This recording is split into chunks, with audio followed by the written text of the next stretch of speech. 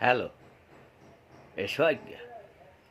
তুই আর শুরু করছো কি তোরে তোরে তোর মায় 100 টাকা দিছে। কে ভালো দেখে বাজারে কোনো কাঁচা তরকারি আন, এই ফুলকপি টুপি আন, পাতাকপি টুপি আন, বাজে বুঝে খাওয়ান যাবে।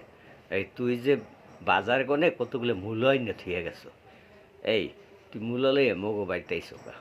তুই তোর হৌর বাড়ি লয়ে যেতি।